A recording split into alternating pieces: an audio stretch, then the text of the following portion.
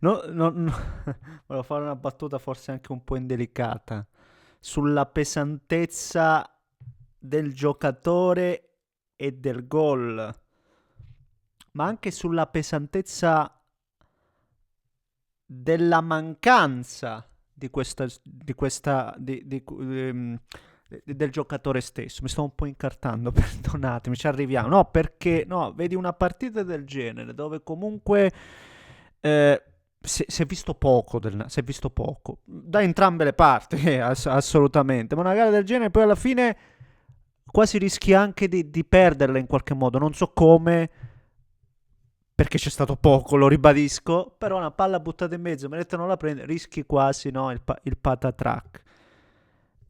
Eppure Lukaku entra e sponde no, la palla per Elmas, la presenza in aria, il gol, il gol. Proprio in queste partite la pesantezza del giocatore. Quindi adesso che in qualche modo c'è, seppur part-time, per gli ultimi 15-10 minuti a partita, vediamo comunque quanto impatta, perché poi il gol di stasera è fondamentale.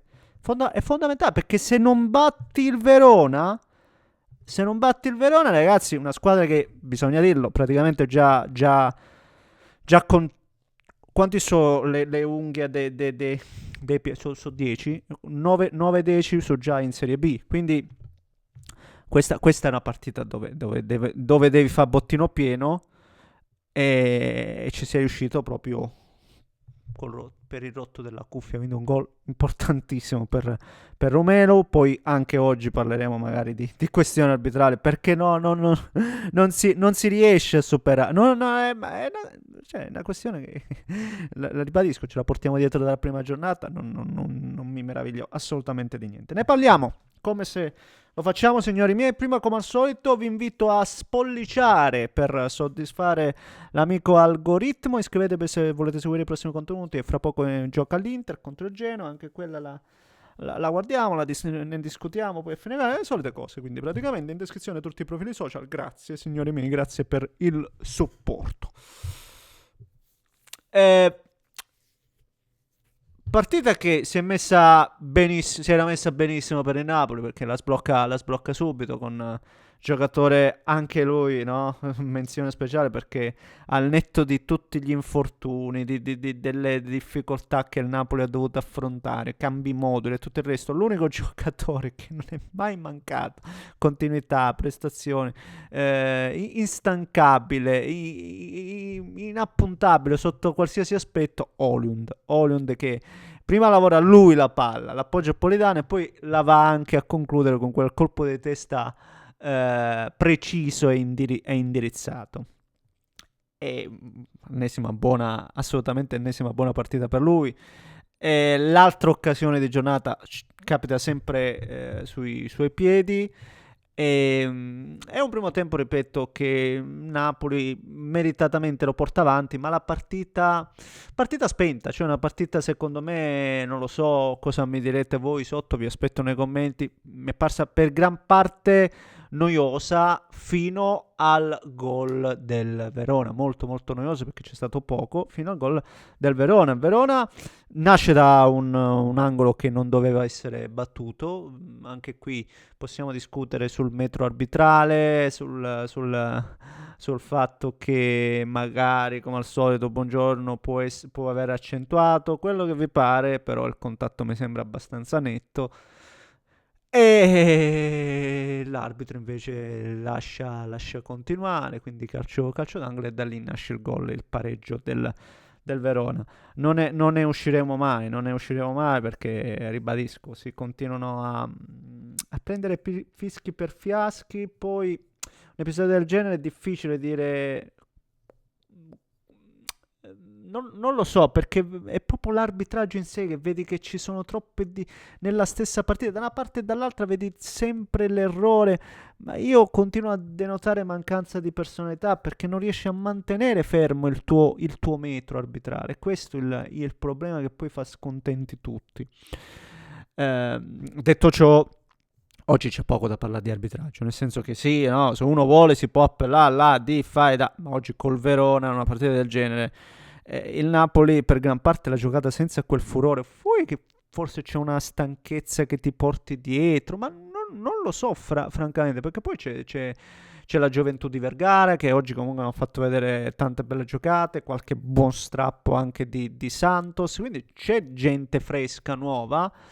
Sta mancando un po' il centrocampo, cioè questa coppia Lobotka, indiscutibile, affiancato da Elmas, non è proprio il suo, cioè di Elmas che è buonissimo giocatore, ma lì sta proprio cercando di tappare un buco in tutti i modi, quindi bisogna capire Gilmour quando si riavrà totalmente a disposizione, quando rientrano McTominay, anche Sa che è fuori da 3 mesi, e De Bruyne non ne parliamo, quindi ribadiamo, cioè il Napoli si porta dietro una stagione che non è partita bene e non sta finendo nel migliore dei modi sotto l'aspetto infortuni.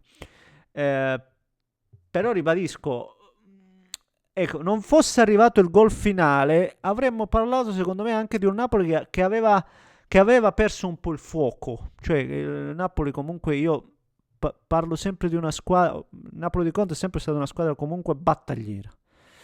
E per alcuni frangenti della gara non vedo neanche quel fuoco, quella battaglia. No.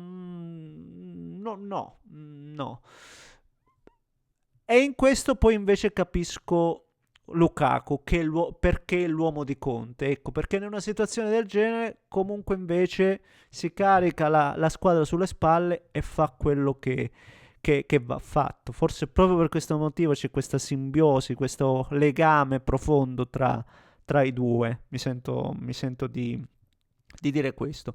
E come vi dicevo prima, una vittoria importante perché in questo momento dove non c'è la sola Roma, no, lì a battagliare a pari punti, ma c'è una Juventus che comunque adesso uscita dalla Champions si riverserà totalmente sulla lotta per entrare in Champions. Como l'abbiamo visto anche oggi, una squadra che gioca bene. Il Como, ecco, un'altra squadra che non è retrocesso il Lecce, in mezz'ora, in metà tempo, se l'ha apparecchiata come gli piaceva, senza nessuna difficoltà, e anche lì senza, ribadisco, giocatori, lo stesso Nico Pass e compagnia cantante. Quindi una squadra che non ha problemi, e poi vedremo la stessa Atalanta. Quindi in questo momento farsi risucchiare non sarebbe stato un bel messaggio. E invece arriva, ribadisco ancora una volta, una vittoria che poi secondo me risulta molto pesante, così come lo è il gol di oggi, come può essere Lukaku e come è la vittoria stessa. Va bene? Un grande abbraccio da Neschio.